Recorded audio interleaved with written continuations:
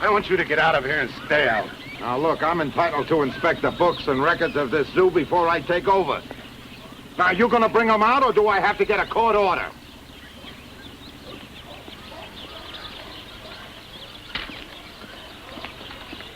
You've gone over too many books, Mr. Braun, and funny things happen to them. You're not going over mine. Now, look here, Donovan, are you accusing me? I'm accusing you of using crooked political influence to have me fired and get my job here at the zoo. But I'm still boss until 6 o'clock Saturday night.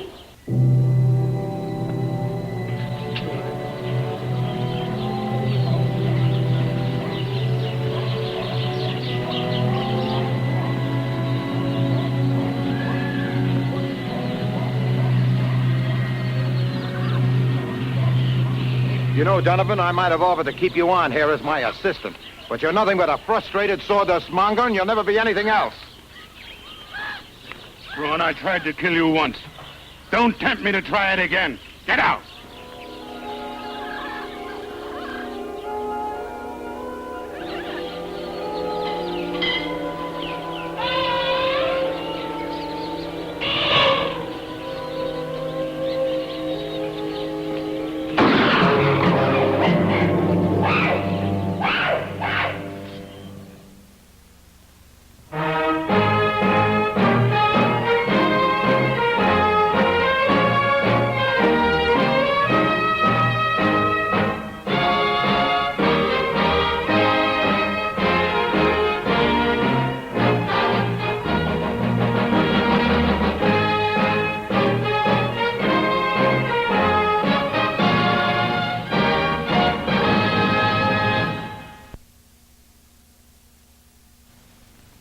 An appointment with a police officer is always conditional upon his ability to keep it. This particular morning, I had an appointment with Lieutenant Weston, but they told me he'd been called to the city zoo on an important case. My case was important also, as I had an affidavit for the lieutenant to sign. So I decided to follow him to the zoo and get his signature there. Well, that's all I can tell you, Lieutenant. Mr. Braun came here this morning before the zoo was open to the public. He wanted to inspect the books. Oh, did he? No, I refused to make them available. He left. A few seconds later, I heard a rifle shot. Could you tell me exactly how many seconds later? Well, my concept of seconds may not be accurate. Maybe 10, 15, maybe a half a minute. How'd you know it was a rifle shot? Well, there's a difference in the sound of a rifle and a pistol shot. What's your name? My name is Tyler. T.G. Tyler. The TG's for the Great. That's the way they used to bill me when I was headlined on the Fairleigh Circus. What's your job here, Mr. Tyler? I'm a head animal feeder. Where were you when you heard the shot? I was over at the wolves' pen, laying some chicken wire at the fence. That keeps them from digging out. Wouldn't hurt a fly if they got out, but might scare somebody. Well, what did you do when you heard the shot? I come over here as quick as I could. Uh-huh. Mr. Donovan, was there anybody else on the premises at that time? My daughter and Moxie. Moxie? It's my assistant. Mostly takes care of the monkeys. I told the policeman where to find Moxie. Is your daughter here now? So she's probably in the office. I'll call her. Marge? Marge?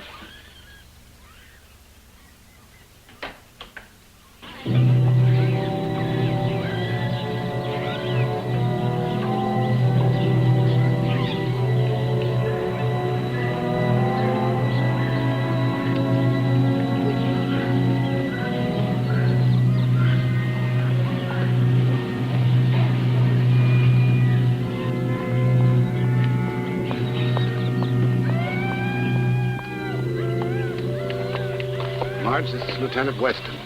Marge takes care of my secretarial work. Miss Donovan, where were you when the shot was fired this morning? In my office. So early? I'm always in the office early. It's the only way I can catch up my paperwork. Does your father share your office? No. There are two offices in the building. They connect, but they also have separate entrances. Mine's in the rear, Dad's is in the front. What did you do when you heard the shot? Guess I didn't do anything. I was too frightened. Mr. Donovan, do you own a rifle? Yes, May I see it? it's in the office. Mr. Tyler?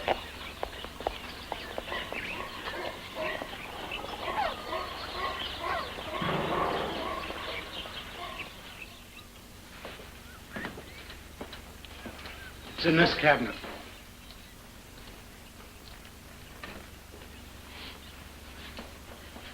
It's gone.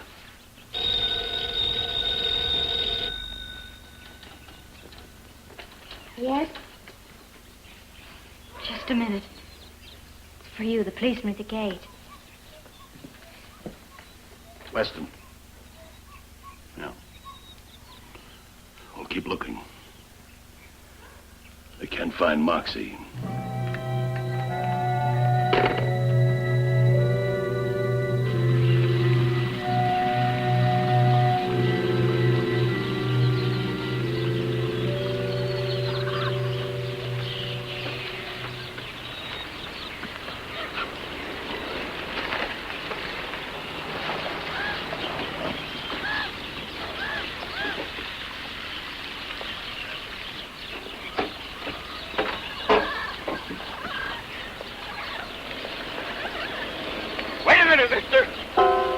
Get away from here fast. So get back in that car and drive me where I tell you to, or I'll shoot.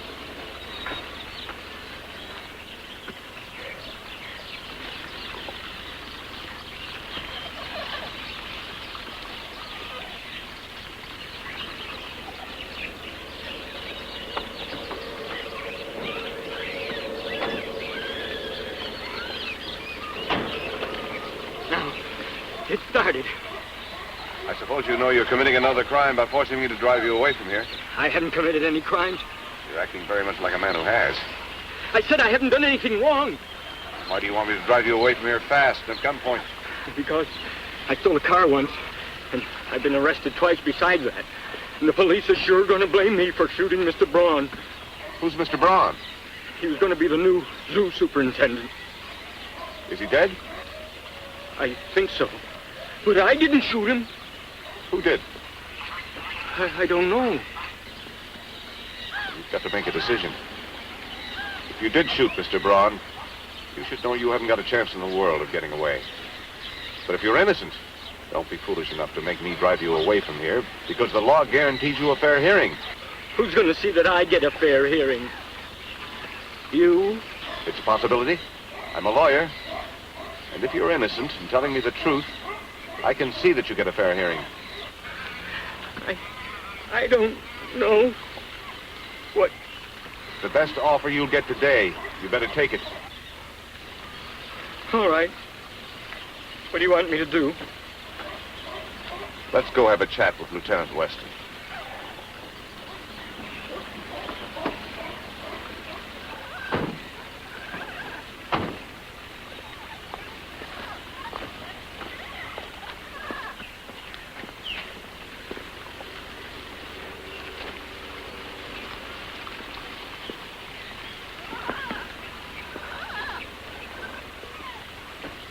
Yeah, well, you know, it's a funny thing to me how a man can disappear from this territory. I know the zoo's a big place, but I want Moxie. Why would he disappear if he wasn't mixed up in this thing? Good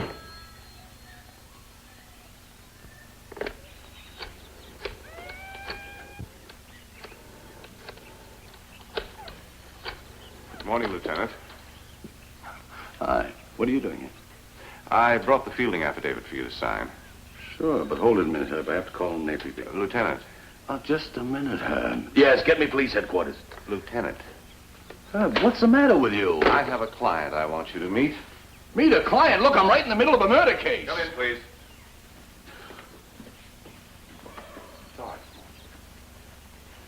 Lieutenant, this is Moxie Gaines. Moxie? Yes, I understand you consider him a suspect in the murder of Mr. Braun. You know, when I got up this morning, I had black spots in front of my eyes. Now they're getting worse. Moxie, give the lieutenant what I think is the murder weapon. Careful with that thing. It's all right, Lieutenant. It's unloaded. Here are the bullets. You think of everything, don't you? Thomas, take this down to the lab, have it checked for ballistic fingerprints. Well, Moxie, where were you when you heard the shot? The monkey cage. We feed them about 3 times a day. They're the most wonderful little friends to have, and I thought Yes, that... now, wait a minute. Did anybody see you there? The monkeys? And maybe T.G. He went by a little before that. Said that he was going to wire the wolf cage. I see. Mr. Tyler, did you see Moxie any time before or after the shot was fired? Yes, he's over in the monkey cage. I meant to talk to him. He spends too much time with them, Marcus. And was he still up there after the shot?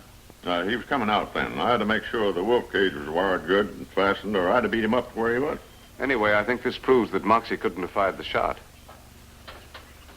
Moxie, where did you find the gun? Right by Mr. Donovan's office. Why did you pick it up and run with it? Well, like I told him, I've been arrested a couple of times, and I guess I was a little rattled. I thought, maybe I ought to do something with the gun. I knew it belonged to Mr. Donovan, and it's the gun that Miss Donovan practices with. And I thought the best wait a thing to minute, do would be Moxie, to hold it, hold hide it. Miss Donovan practices with a gun. Sure, she has to keep in trim, I guess. Keep in trim. For what? I'm women's national sharpshooting champion. Sharpshooting champion? I have to defend my title again next month. A sharpshooting champion? A woman who practices with a gun to keep in trim, hears a shot on the property and is too scared, too frightened to investigate? Well, there's a difference. Yes, there is. Now, would you mind telling me exactly what happened from the time you arrived to work at the zoo this morning? Well, we drove into the employees' parking lot as usual and got out and walked up to the office. There was a man waiting in front of the office for us, and Dad stopped to talk to him. Did you know the man? No. Then what did you do? I went on up into the office and started to work. Well, did you see either Mr. Braun or your father again before the shot? No. Mr. Donovan, you were talking with Mr. Braun in front of your office, right? Yes, that's right. Then he left and you went inside. Yes. The shot was fired a few minutes later. Now, how would Moxie have time to get up there, get the gun, and disappear before you came back outside? I guess I was pretty upset. As a matter of fact, I was blazing mad. And the sound of the shot didn't make much of an impression on me for a couple of minutes. I think that's just about right. That's just about according to the way I figured it. You see, it's like this. When I was hurrying up to the clearing there after I heard the shot, I saw Mr. Donovan coming out of the office. And? Didn't have no gun in his hand. Now, I don't think that Mr. Donovan could have shot Mr. Braun, took the gun down to where Moxie found it, gone back to his office again, and been coming out when I come up the walk. Do you? Well, this is quite a group. Everybody has an alibi for everybody else. Weston. Yeah. Fill me in, huh?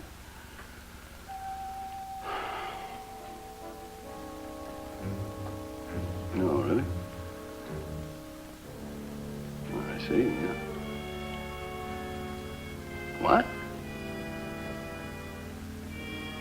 Oh, thank you very much.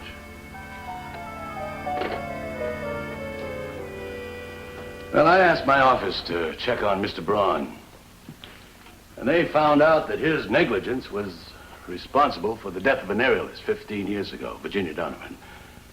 Miss Donovan's mother and, of course, Mr. Donovan's wife. And they also found out that Mr. Donovan had a sharpshooting act with the circus at the same time. And incidentally, I understand that you had to be disarmed to prevent you from killing Mr. Braun right after the accident. Now, everybody here has an alibi, except Miss Donovan. Nobody saw her with or without a rifle. She was in the office doing paperwork. Now, just a minute. Keep out of this. Now, Miss Donovan could have gone around outside the building, shot Mr. Braun, and been back in the office within 10 seconds. Now, you said you didn't know Braun. After he was responsible for the death of your mother, after the publicity in the papers about the feud between your father and Mr. Braun, and now when Braun returns and threatens to step in again, I think we have about everything. Ability, access, and motive. Miss Donovan, I'm placing you under arrest. In answer to the question, what makes a criminal? Many authorities agree it's criminal thinking on the part of the individual.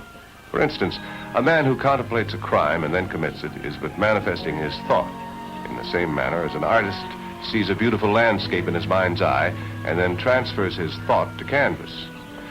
Somehow, I couldn't connect Marge Donovan with criminal thinking. So the following morning, I stopped in to have a talk with her father. His answers to my questions sent me down to see Lieutenant Weston in a hurry.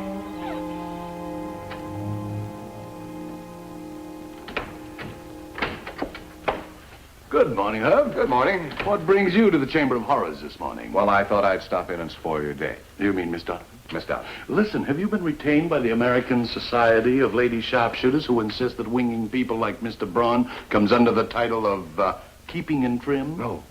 I've been retained by what the poets call conscience. It's a little thing with sharp points on it. When it turns around, it digs me right here. Well, Herb, I think you better have a little chat with your conscience. It's giving you the runaround. Let me give you the facts. No, I know the facts. She lied about knowing Braun. She had a motive, the opportunity. But suppose her actions were influenced by the fact she thought her father was the guilty party. Tyler settled that. He provided Donovan with an alibi. What does Marge Donovan know about alibis? In other words, Herb, what you're saying is that you think Marge Donovan is innocent.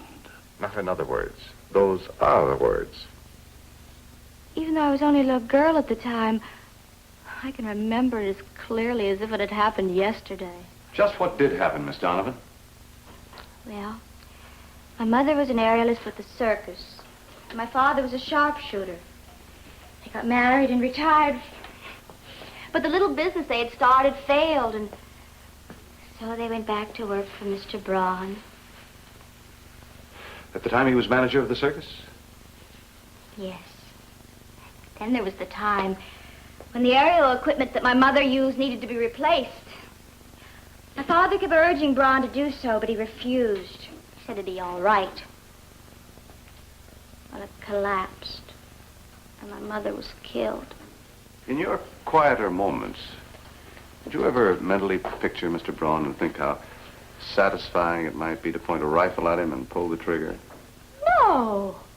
I've never fired a gun at any living thing in my entire life. I've never wanted to. Miss Donovan, when two people in a case mistakenly try to help each other, it frequently causes considerable confusion. Now, if I agree to help you, will you help me, no matter who gets hurt? Neither one of us can expiate any other crime except our own. It has to be that way. Now, will you help? Yes. Did you see or hear anything that you haven't mentioned from the time that you entered the zoo to the time the shooting occurred? No. And I was tensely alert, but I heard Minnie. Minnie? The elephant. I see. Well, if anything else comes to your mind, let me know. I'll be in touch with you. And don't worry.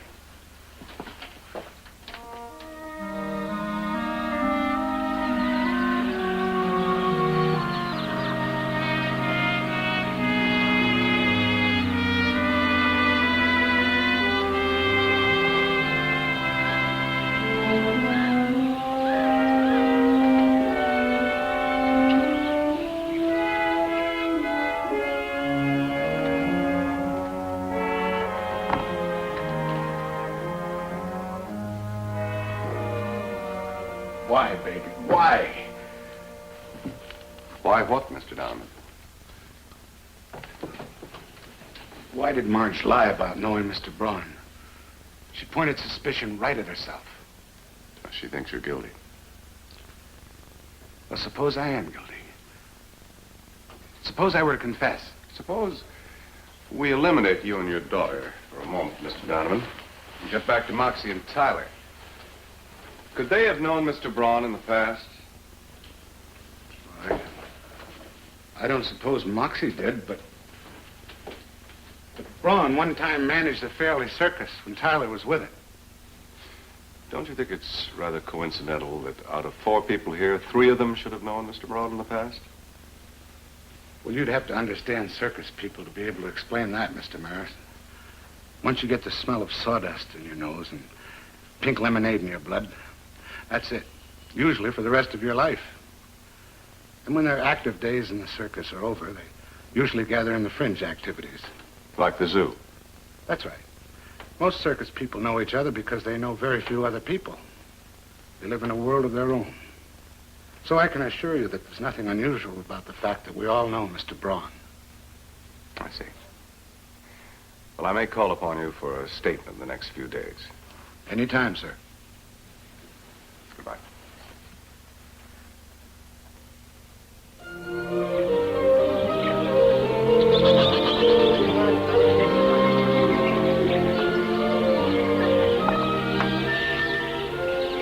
Hello, Moxie. Oh, hello, Mr. Maris. How about Miss Donovan? She'll be all right, I hope.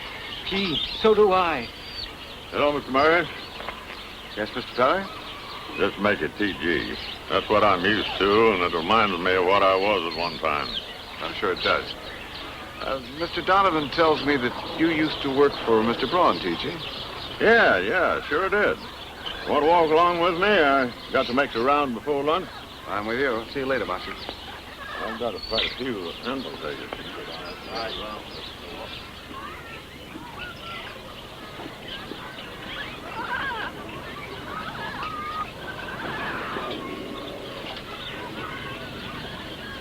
Yeah, Mr. Myers, I was the headline animal act on a circus that Mr. Brown managed.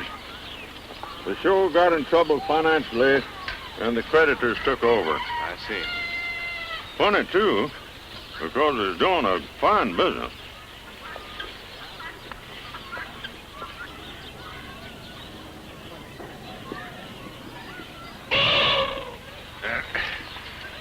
She is. Yeah, that old gal. Hello. I'll give it over that.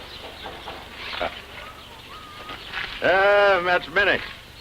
She's my favorite. And I guess I'm hers, too, because she always says hello to me. You heard of that trumpet a while ago, didn't you? What happened after the creditors took over? Place seized my animals and sold them separately. Got them scattered all over the world. It was a big shock to me, Mr. Barrett. That's when I had my stroke. Did you ever find out what happened to the circus funds? Most of the people thought that Mr. Braun made away with most of the money, but I never could go along with that. You said Minnie was the reason you came here. How's that? Well, she was in my group. She was my lead cow. So they sold her to some rattle-trap outfit, and after I got out of the hospital, I couldn't find her. I didn't know where she was. And after an awful long time, I found out that they'd sold her to this zoo. So I come to here and got a job. T.G., where can I find a phone? Just around the corner there. Thanks.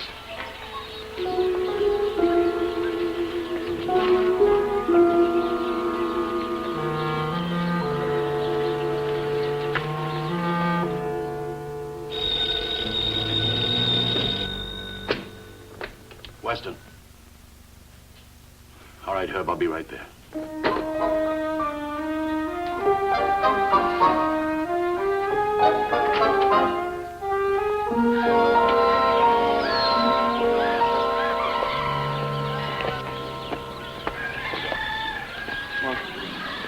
Lieutenant, I think I know who shot Braun. Minnie told me. An elephant? According to Tyler, Minnie trumpets low every time he walks by. Miss Donovan said that yesterday morning, just a few seconds before the shot, Minnie trumpeted.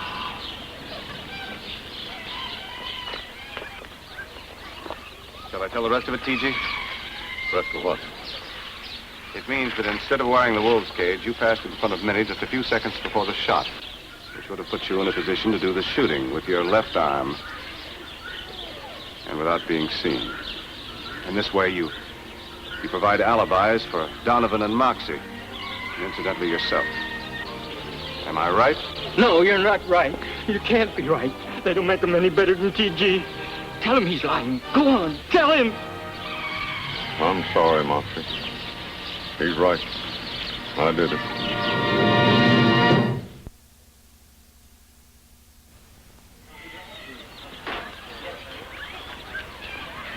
John. Moxie wants us to take a tour of the zoo and see some of the other animals. But I don't want to see any of the other animals. Well, John, maybe some of the other animals want to see you.